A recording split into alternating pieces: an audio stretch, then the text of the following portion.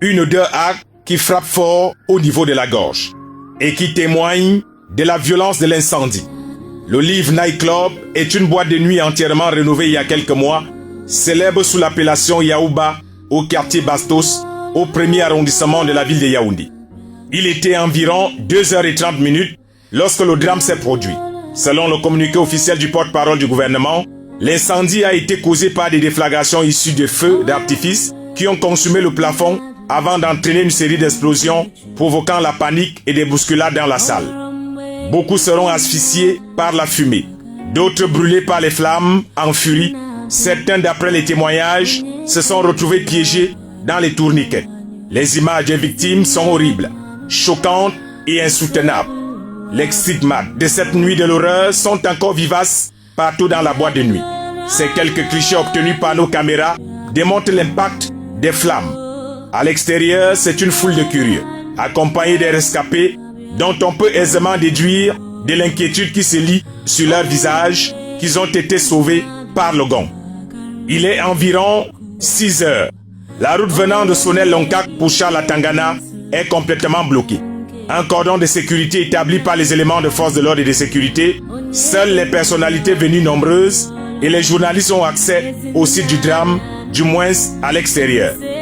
Voici à l'image les propriétaires du désormais tristement célèbre Live Night Club à Yaoundé, en pleine discussion, réalisant que la mort a frappé brutalement leurs clients et personne n'a vu venir.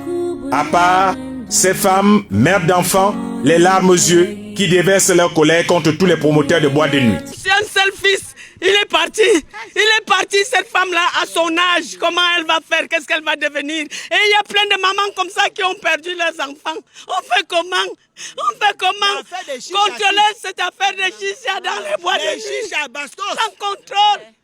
Sans contrôle, mais on contrôle les gens qui vendent leurs petites arachides dehors.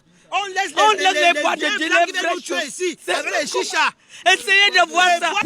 Il est environ 10 heures lorsque plusieurs membres du gouvernement ont pris la route pour l'hôpital central de Yaoundé.